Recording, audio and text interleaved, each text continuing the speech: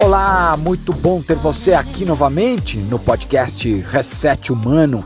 Então, bom dia, boa tarde, boa noite e sempre bons ventos, onde você estiver, em todos os continentes do planeta. São mais de 42 países ouvindo o podcast Reset Humano. Então, para você, muito obrigado por me ouvirem novamente.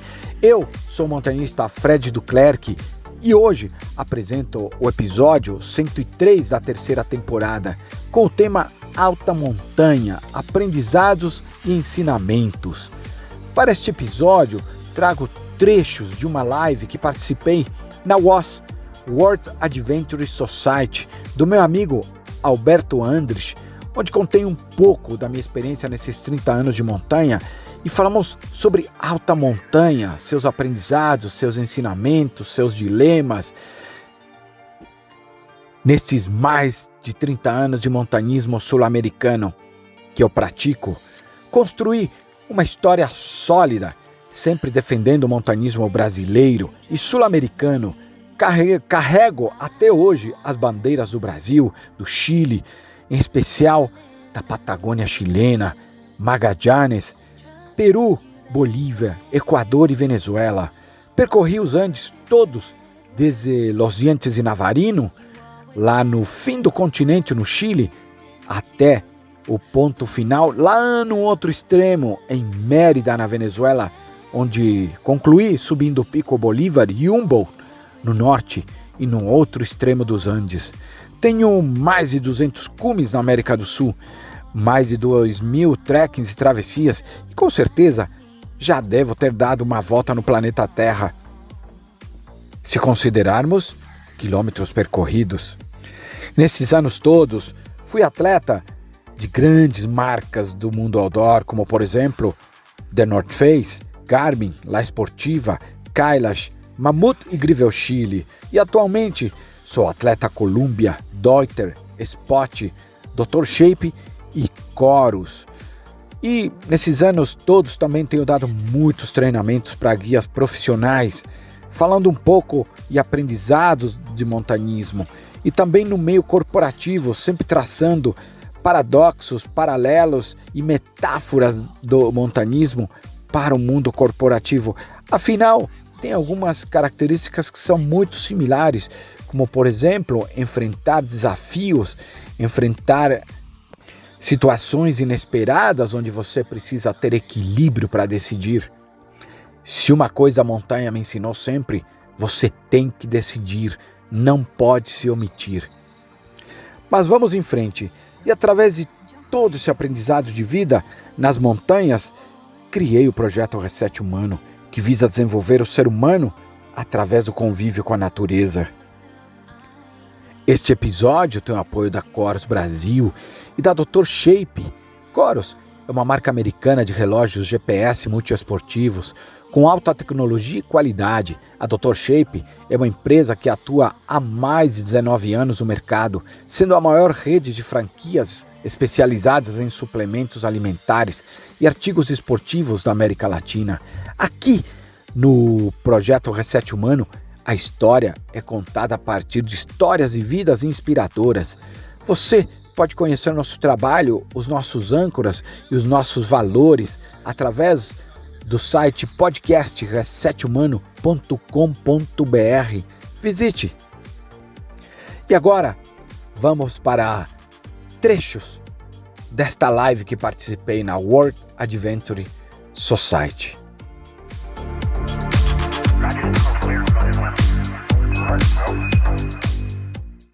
Minha especialidade é foco na América do Sul, né? Trabalho especificamente para o público brasileiro, né? Preparando ele para a média e alta montanha e longas travessias nos Andes. Obrigado a todos aí que estão me assistindo agora, né? Se dispor a ouvir alguém é sempre um privilégio, ainda mais quando a gente fala de coisas que a gente ama, que a gente gosta, né? E faz parte do dia a dia, ou seja, da minha vida, né? Bom, algumas pessoas já me conhecem, mas para quem não me conhece, meu nome é Fred Duclerc, eu sou montanhista e guia profissional de montanha, né? Vamos lá, espero hoje você poder contribuir com conhecimento, contribuir com um pouquinho de sabedoria, né? Minha missão, só para introduzir, minha missão assim, é fazer acontecer, é ajudar as pessoas a realizarem o sonho na montanha, né? Eu recebo muito pedido de iniciação para alta montanha, né? E brasileiro tem características específicas. Aqui nós não temos altitude, né? E devido a isso, para quem conhece altitude e leva pessoas para lá, fica fácil detectar. Muito diferente de alguns europeus e América do Sul aqui. Assim, de cara, antes de entrar em detalhes, porque eu acho que esse bate-papo, muito mais do que falar de físico e tudo mais, é falar o que vem antes. É o que, na verdade, te permite subir uma montanha, é o que te permite, que te leva, né? Que é o quê? Primeiro, eu acho que hoje fica claro que não adianta só você fazer uma preparação física para subir alta montanha, nem média montanha, né? Em qualquer lugar. Você tem que ter primeiro, acho que o ponto de partida, se autoconhecer. Se você começa e se conhece bem antes, é meio caminho andado. Por que eu falo meio caminho andado? Porque o resto, na verdade, físico, para mim é obrigação. Você estar fisicamente bem é obrigação tua para qualquer desafio, para qualquer empreitada, né? Então, você trabalhar a mente primeiro, né? Se conhecer trabalhando a mente, como você funciona, o que te motiva, quais são os seus valores, o que te leva, o que te move, né? Quais são suas paixões, ou seja, você entender o seu universo, que eu chamo de 360, né? Eu até tenho um trabalho que eu faço, que eu chamo de programa 360, ou seja, o universo aventura sem os pilares de você indivíduo, sem você, por exemplo, conhecer o lugar, entender o lugar e se entender, você não vai conseguir. Acho que depois disso que você entende como você funciona e você escolher um desafio, a partir desse ponto, você tem que entender o desafio, né? Por exemplo, eu vou te dar um exemplo assim para as pessoas entenderem. Estou escolhendo, quero quebrar meu primeiro 5.000, né? Ou quebrar alta montanha, né? Bom, quando a gente fala em alta montanha, a primeira coisa, assim, vem, o que altitude é? Existem literaturas que consideram a partir de 3, 3,5 para cima, tá? Por quê? Porque a partir de 3, 3,5, você já sente efeitos de altitude, né? Então, quando você escolhe uma empreitada desse tipo, você tem que entender o que você vai enfrentar lá. Bom, no Brasil a gente não tem altitude, então a gente precisa entender primeiro o espírito que isso vai me exigir. O que é? Bom, alto relevo, pouco relevo, uma psicologia bem estruturada, né? A maioria se prepara fisicamente, mas não tem nenhuma preparação psicológica, que quando você está lá, vem uma tempestade e te isola dentro de uma barraca durante dias esperando uma janela, você pira, né? Se você não tem esse preparo, você acaba, a tua expedição pode ir para o beleléu, vamos chamar assim, né?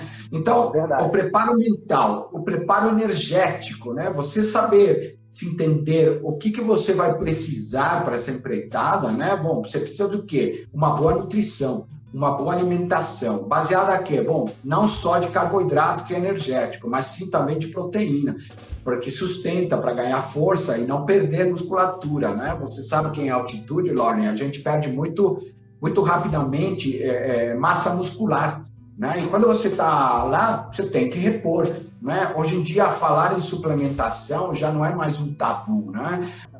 Então, estava falando de nutrição, né? É importante a gente ter uma boa nutrição, uma boa preparação física, né? Antes de você ir para uma alta montanha, eu sempre dou conselho, experimente as travessias do Brasil, né? Eu uso muito, por exemplo, no Brasil, a Serra Fina. A Serra Fina, para mim, é onde eu treino o mental, onde eu treino o físico, né? E onde eu treino também a estrutura, porque eu faço como se fosse um laboratório antes de ir para lá. Mas se eu tivesse que dar uma mensagem clara, antes de ir para a alta montanha, eu diria assim, algumas coisas. Primeiro, você gosta de risco? Se gosta de risco, ótimo. Não gosta de risco, não vá para a montanha. Fred, mas por quê? É perigoso? Não, não é isso. Tem risco. A gente utiliza muito risco calculado, né? E risco calculado é aquele risco administrável, né? A gente também, outra coisa, a segunda dica que eu diria, se conheça, se entenda antes de uma empreitada dessa e realmente veja que tem reais condições de enfrentar essa situação, né? Porque é muito comum o pessoal, as pessoas superestimarem a sua condição própria e subestimarem o lugar. E aí o que acontece? Quando você chega lá, tá tudo errado, né? Com certeza, você sabe que eu tive no Chile ano passado, conversando com alguns guias e no Peru, né? Quando eu tive no Ayahuasca. E fica claro que isso não é somente no Brasil, não é porque a gente não tem montanhas frias ou com montanhas acima de 3.000 metros, tá?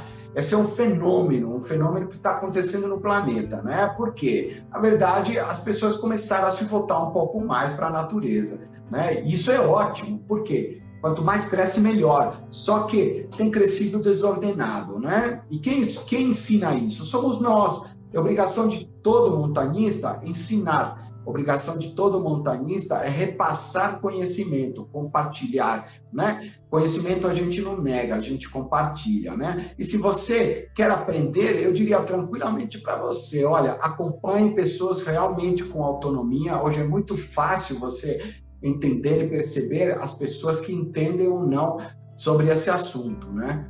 Então, assim, como eu disse para você, como cresceu desordenadamente, às vezes tem essas situações que a gente vai em alguns lugares e alguém está passando algum aperto. Nessa hora é bom a gente orientar, é bom a gente ensinar, né? Eu sempre falo para as pessoas, quando você contrata um guia profissional, na verdade você está contratando muito mais que uma viagem.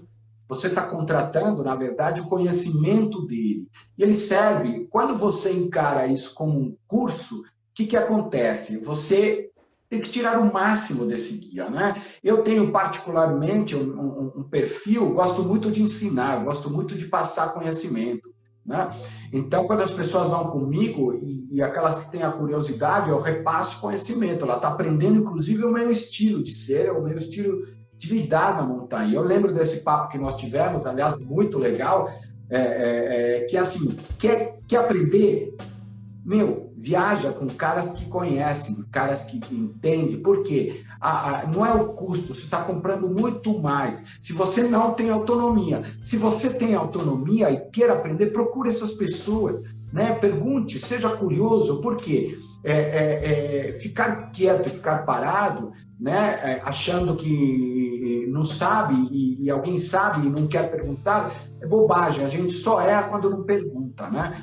E eu diria para você, a grande diferença de montanhistas com experiências, né, e as pessoas que não têm autonomia, a diferença é só a experiência, porque o resto somos todos iguais. Montanhista não é super-herói. Eu sou daqueles que defendo que montanismo tem que ser acessível a todos e cada vez mais democrático. Quando eu voltei agora de uma temporada muito boa, né, nos Andes, e foi com uma turma espetacular pro São José, inclusive a gente atingiu o cume, é uma montanha que cada vez está mais técnica, inclusive ela nem é muito alta, né? Eu gosto muito de montanhas técnicas, né? Muito mais que altura, né? Já tive no Aconcagua, já tive no Huascarán, já tive no Chopicalque, que é uma montanha maravilhosa, Topo de Joararro, mas as montanhas que mais me fascinam são as técnicas, né? E eu percebi uma coisa que acontece muito comigo. Eu viajo muito com o público feminino, né? E principalmente para alta montanha. Você sabe que meu top 5, meu top 5 de pessoas, 3 são mulheres, né? Nossa, e eu fiquei legal. muito feliz. Eu fiquei muito feliz recentemente vendo uma expedição, inclusive virou documentário. Eu vi a Ana e a Bia que tiveram no Ojos del Salado recentemente e tiveram na região do Plata o ano passado. Fiquei muito feliz. Eu tenho visto esse público crescendo muito, né? O mundo masculino sempre esteve presente, mas o feminino eu estou vendo cada vez mais forte, cada vez mais presente, cada vez a gente chama de empoderado, né? Eu adoro quando me procura porque eu falo, vem comigo que você vai ficar mais forte, eu vou te ensinar muita coisa. Olha, assim, de partida não, nenhuma. A única diferença que eu destaco, que para mim é claro, é nítido, é apenas o foco, né? São mais de 25 anos de montanha e mais de 20 levando brasileiros. Eu falo para você assim, o homem normalmente, por uma questão natural, né, acaba disputando até com o próprio guia. né? Você é guia de montanha também, você deve saber o que eu estou falando. E não é por uma questão de maldade, é uma questão de, né, acho que vem do DNA, inclusive, né? E a mulher não, a mulher é focada. Para a mulher você dá o objetivo, você dá o ponto onde a gente vai chegar, ela trabalha aquilo incansavelmente. O homem também trabalha, mas ele gosta de questionar, às vezes, a nossa capacidade. Mas, olha, nós temos grandes montanhistas, né? E eu viajo com grandes montanhistas, assim. Eu acho que a única diferença que eu vejo é um pouquinho mais de foco. Eu acho que a mulher tem mais foco, sabia? Cara, tomara que a gente tenha muita mulher montanhista boa. E nós temos, só que ainda é pequeno. Mas não é só no Brasil, não. Isso é meio América do Sul, sabe? Porque eu vejo no Chile, na Argentina e no Peru. No Peru, então, são pouquíssimas as mulheres, né? Que fazem alta montanha. Mas no Chile, não. No Chile tem muito. E na Argentina também. E vejo que no Brasil tem crescido demais, né? O primeiro ponto de partida, né, Loni, é sonhar, né? E acho que quando você começa a sonhar, daí para frente, já é um grande passo, eu diria, né? Porque depois é técnico, é equipamento que a gente tem no Brasil e no mundo, a gente tem marcas muito boas, né? Tem marcas, ou seja, o problema não é mais equipamento. Você tem equipamentos com custo-benefício bom, né? E equipamentos tops mais caros, mas indiferente, na hora do vamos ver, isso te auxilia, mas você que faz a diferença. Preparação física é que faz a diferença. E você, as variáveis incontroláveis que a gente encontra, que é uma tempestade, o tempo mudou, isso é uma coisa que a gente tem que estar preparado, inclusive no psicológico, mas que a gente enfrenta também no Brasil. Ou seja, você tem esse preparo, não tem problema, a gente consegue para frente. Legal, olha, eu acho que assim, você está bem fisicamente, certo? Você tem um preparo psicológico ótimo. Você tem uma boa estrutura e uma boa logística para a sua empreitada. Perfeito, né? Eu sempre aconselho, eu particularmente, primeiro quebra os 5.000, né? Por quê? Os 5.000 é a experimentação. Para quê? Para você se conhecer. Inclusive, antes dos 5.000, para as pessoas que viajam comigo, meus clientes, eu sempre aconselho, vamos experimentar um campo nevado, um campo com relevo, tipicamente de alta montanha, porém com baixa altitude, né? Eu tenho 2 lugares que realizam isso. Na Serra de Santiago, por exemplo, para mim é perfeito, parece os Alpes, né? Uma travessia de 3 dias que eu realizo em Santiago. Experimentou isso? Ótimo. Vamos quebrar os 5, porque você já vai mais preparado. Você já fez travessias do Brasil, já fez Serra Fina, já fez, sei lá, Serra dos Órgãos, fez Serra do Papagaio, foi para o Roraima, foi para algumas, Trilha do Ouro, ou qualquer uma que seja, mas pelo menos tenha a cultura de frequentemente experimentar isso. Ótimo, vamos para os 5. Qual a grande diferença que você vai experimentar? É a altitude, porque montar barraca você já sabe. Aliás, nunca vá para uma aventura sem saber montar barraca, viu? Mesmo que você vá com um guia experiente, mesmo que vá alguém que vá lá montar sua barraca. Compre uma barraca, experimente e monte antes, tá?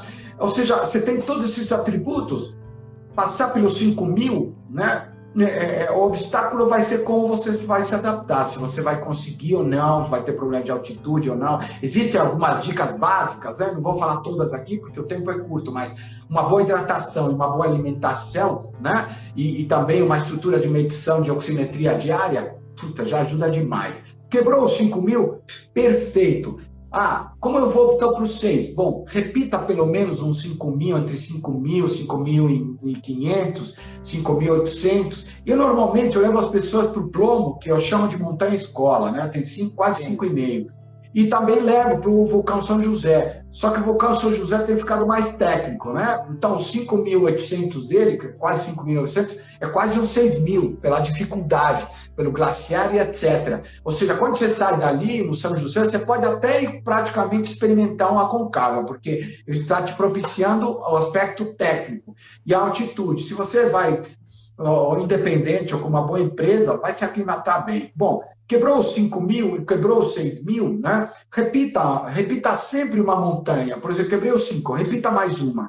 Se você é mais ortodoxo ainda, como eu, faça mais uma de 5,5, uma de 5,600, 700, algo do gênero, para depois quebrar os 6. Quebrou os 6? Ótimo.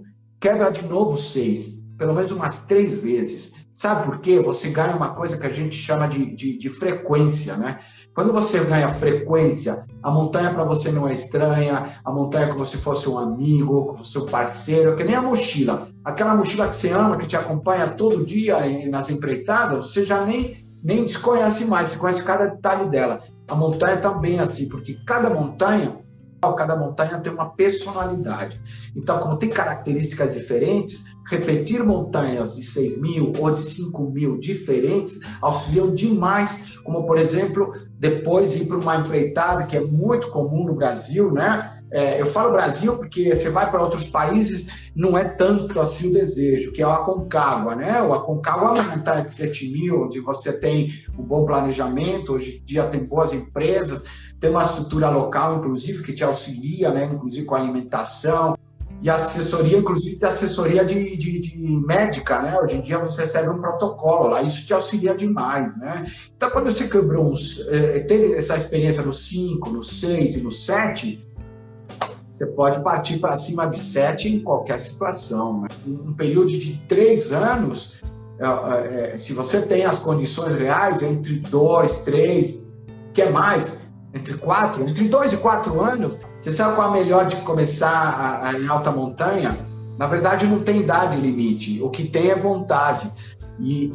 Mas tem um público, o auge do montanhista, ele começa a partir dos 45 e vai em torno até os 55 anos, ou seja, imagina o caminho andado, né? Tem um bom caminho, muitas pessoas me procuram na faixa dos 25, 30 anos, eu falo, nossa, vocês têm como ganhar know-how e construir um caminho enorme até chegar aos 55, com tudo isso que eu te falei aqui anteriormente, né? Vocês não vão conseguir autonomia, muito difícil. Imagina, você fez travessias e treques do Brasil, você experimentou ambiente de alta montanha, você quebrou 5, quebrou 6 e foi para um 7, você tem total autonomia. O que eu vejo às vezes que falham, pessoas que... existem algumas diferenças, né? Pessoas que gostam de aventura, que às vezes contratam e vão para alguns certos lugares com profissionais que lhe geram uma estrutura, né? Como a comida, montar barraca e tudo mais, às vezes você não ganha autonomia, né? Você é um aventureiro, mas se você é um montanhista e quer ser montanhista mesmo, com filosofia de vida de montanha, com cultura de montanha, né? Aliás, é um assunto que eu gostaria de tocar, só não quero perder o raciocínio, cultura de montanha, tá? Você dificilmente não vai conseguir autonomia. Uma pessoa que ganha autonomia, ela consegue se virar em qualquer montanha, porque depois a diferença de ambiente vai mudar o cenário, vai mudar o local e as condições. O conhecimento você já tem. E é como numa passagem de vida, né? Quando você nasce, onde você está no meio da vida e depois para o final. Você tem que fazer esse trajeto valer a pena, né, pessoal? São 2 pontos. Aliás, são 2 pontos que eu também utilizo com meus clientes, que eu falo, objetivo, quanto mais rápido você vai para ele mais rápido vai para você, né? Passar essa jornada da vida querendo ser um montanhista com independência, com autonomia, né?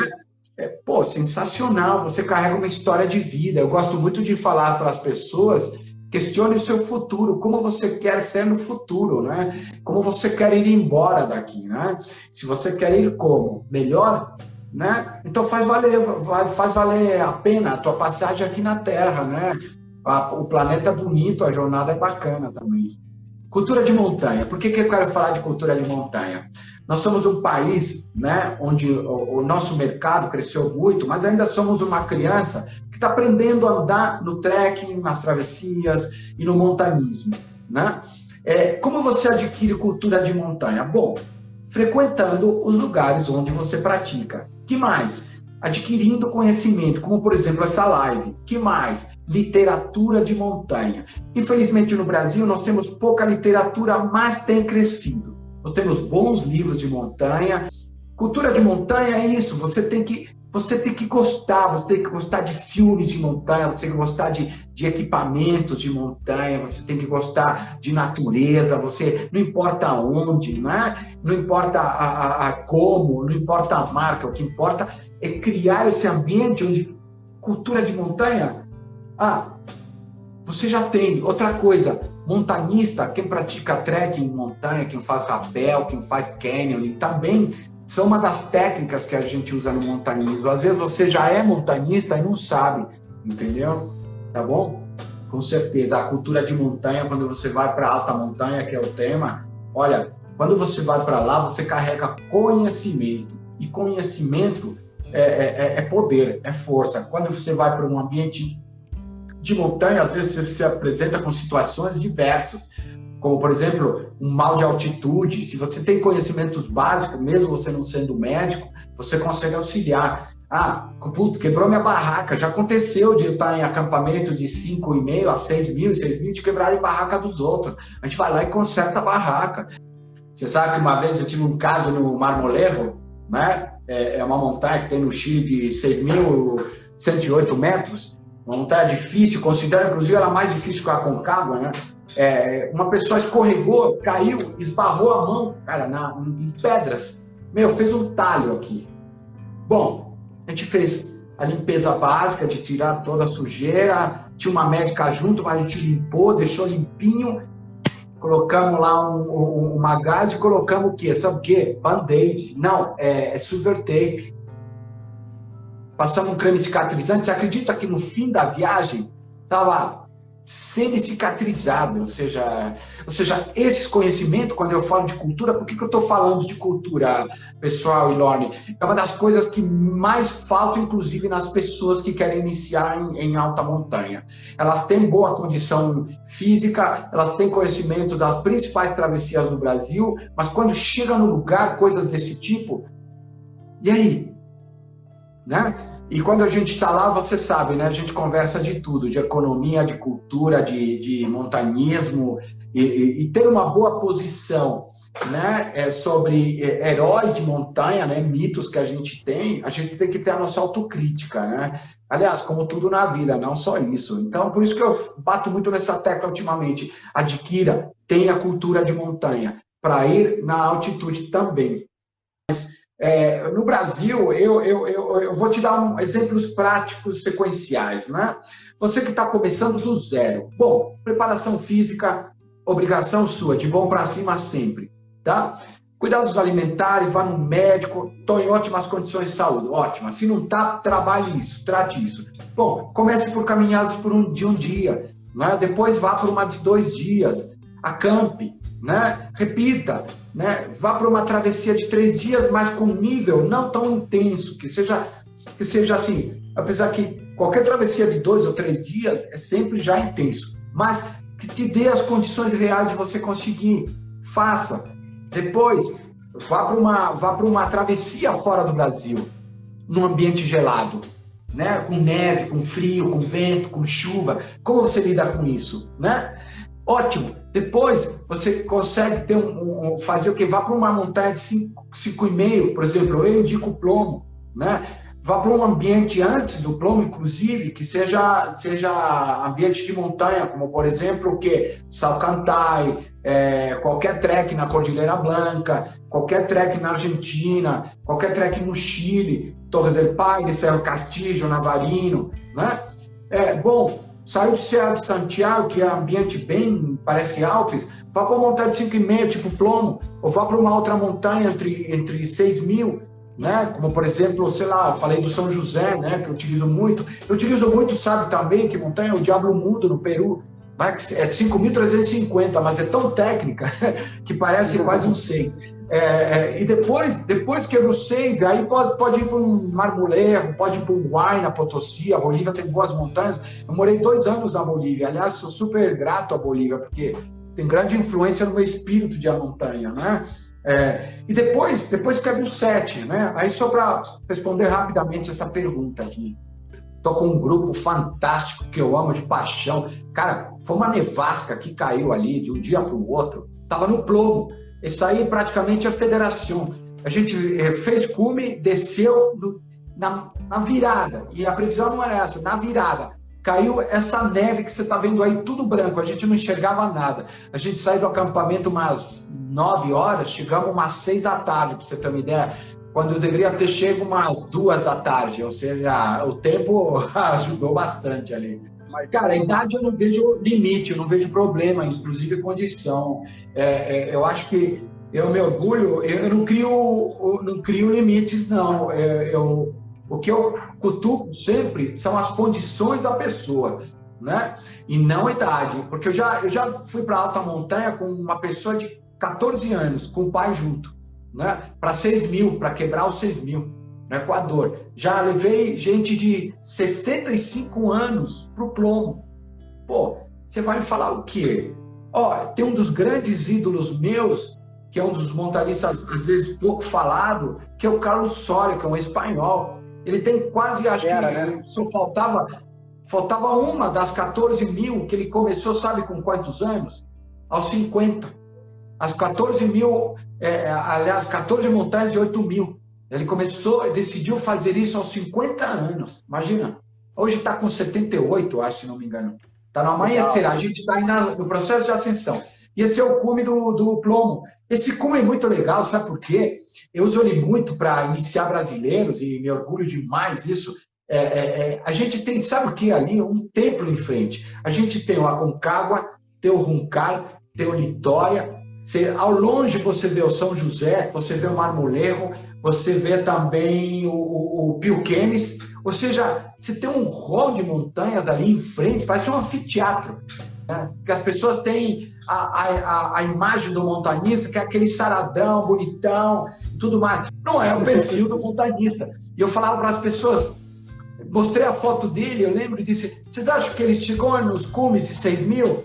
Aí todo mundo não, aí mostrei um outro de propósito, todo assim, perequetado e tudo mais, para só uma foto de publicidade. Falar, não, esse aqui foi, ao contrário, foi esse, sabe por quê? Porque não existe estereótipo de montanista, né? Para ser montanista você não tem o estereótipo de ser saladão, tanquinho, não.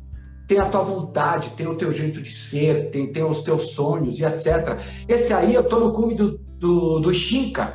A gente está quase numa corniça ali, né? Você sabe o que é corniça? Quando a gente está, só para explicar, atrás de nós tem uma corniça, que se a gente for mais para trás, na verdade, a gente corre o risco de cair junto, né? Tem alguns cumes, normalmente que são irregulares, sem platô, eles criam como se fosse um pouco de guarda-chuva de neve, por causa do vento. Só que aqui não tem nada, e a montanha está aqui, literalmente assim. A gente ali estava aqui, depois vinha a corniça, ou seja, um pouquinho mais para trás já caía. Esse é um cume muito legal, muito técnico. Em frente a gente tem o Rangapaka, que é uma montanha muito difícil, muito técnica. Em frente dela ainda tem o Toco de Arau, que é uma montanha muito mais difícil, né? E tem o Urus, que também é técnica, mas um pouquinho mais baixa, né? Isso é na Cordilheira Blanca.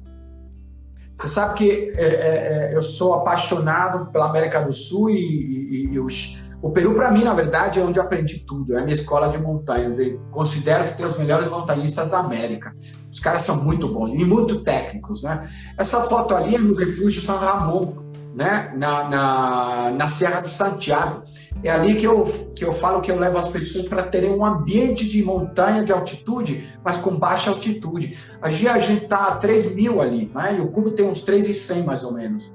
Essa é uma travessia que eu faço em 3, 4 dias. Eu considero ela a Serra Fina chilena, porque a gente anda literalmente em cristas, né? Você sabe que no Chile, só rapidinho, no Chile, as pessoas têm muito hábito de subir montanhas e descer, mas pouco hábito de fazerem travessias.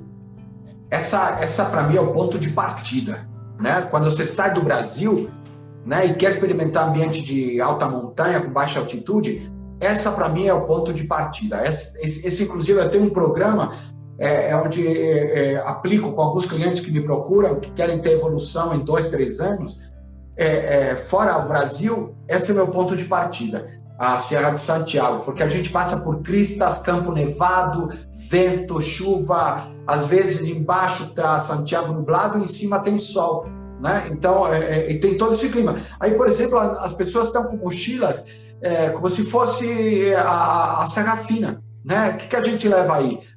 praticamente as mesmas coisas. A única diferença é que a gente anda com polainas, porque se tem trecho que está muito fofo, né? E outra, a gente experimenta muito ali, sabe o quê? Conviver com tipos de neve. Porque neve não é tudo igual. Tem tipos de neve, tem lugares que pode ter avalanche, tem lugares que não pode ter, né? E aqui a gente experimenta muito isso. Eu gosto muito dessa travessia. Aliás, você me fez lembrar uma coisa importante. Quando você escolhe experimentar alta montanha, escolha sempre uma montanha que esteja próximo a uma cidade estruturada, para você ter fuga rápida e acesso rápido.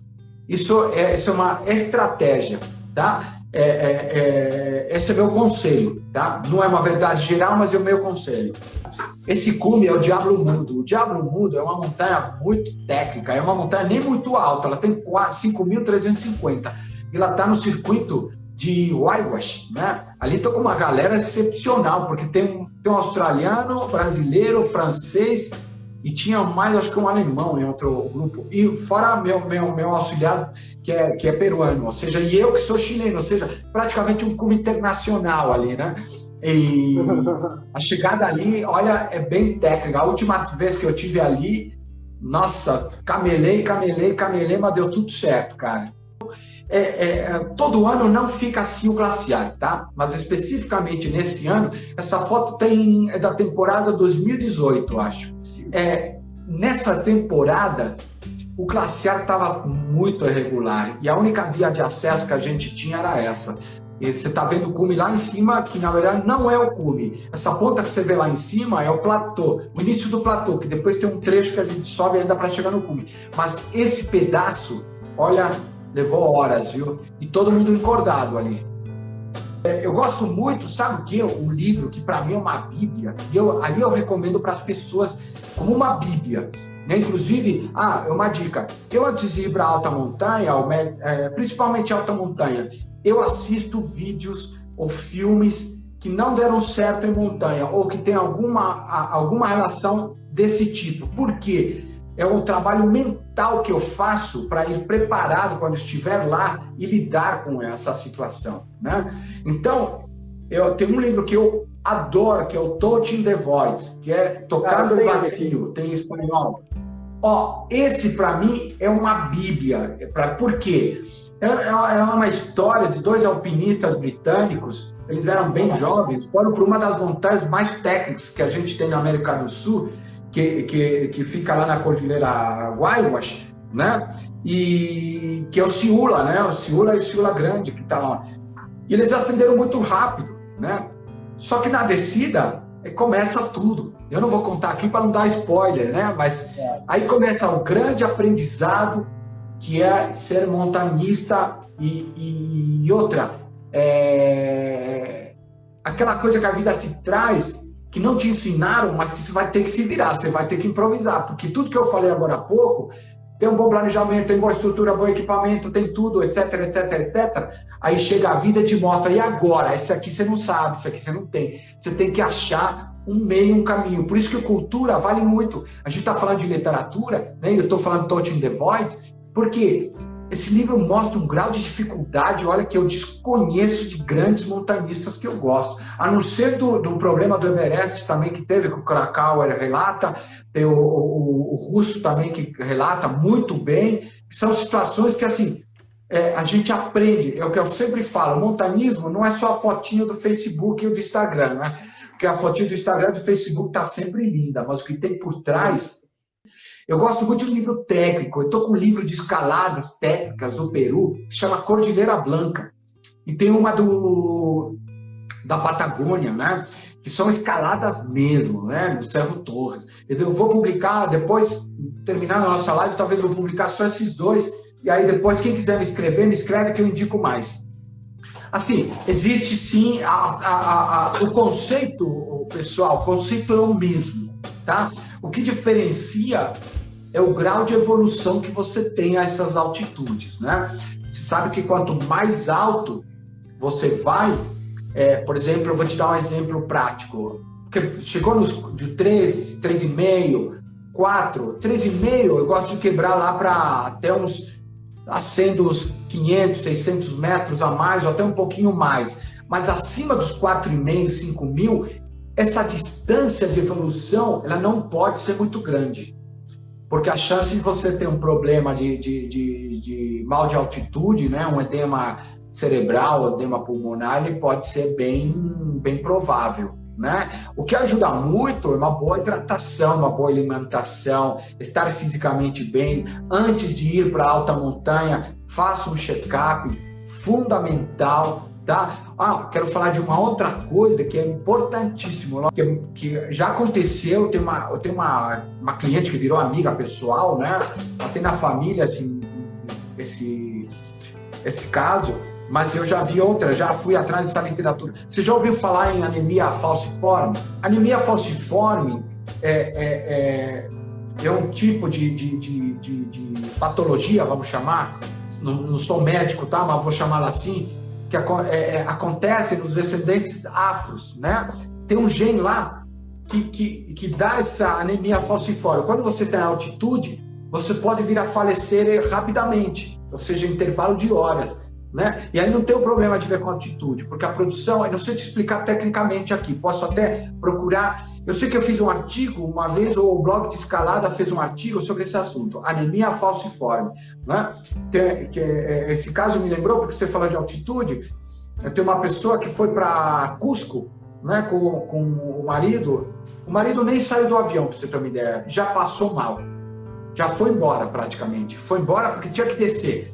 É a mesma coisa em altitude, quando a gente tem mal de altitude, com o princípio de edema, e eu tenho os sintomas clássicos, né? Letargia, olhar infinito, perda de humor, vômito, dor de cabeça. Isso varia de acordo com se é cerebral ou se é pulmonar, tá? Não vou dar aqui uma aula, mas tem que ter esses cuidados, né? E essa variação de altitude muito brusca também possibilita muito.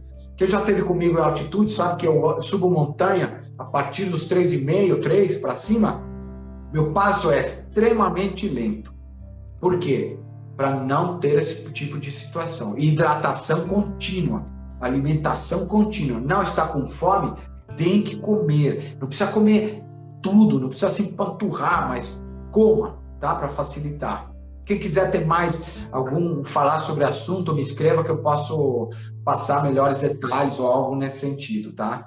Pessoal, acredite sempre no seu sonho. Tudo é possível, você consegue. Sonho é o ponto de partida. Daí para frente, é só trabalhar por ele, tá? E queria agradecer a todos que puderam me ouvir aqui e todas as pessoas que me apoiam no meu dia a dia. Muito obrigado de verdade, tá?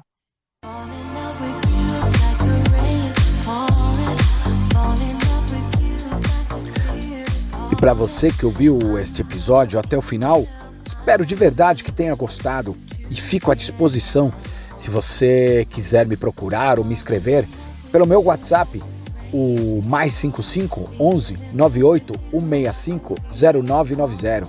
Aí posso tirar suas dúvidas ou falar um pouquinho mais sobre alta montanha, campo nevado, glaciar, que são algumas coisas das minhas especialidades. Novamente, muito obrigado. Espero que tenha gostado. E sigam nossas redes sociais no Aventure Box, Instagram, YouTube, LinkedIn e Facebook. É só procurar pelo Reset Humano.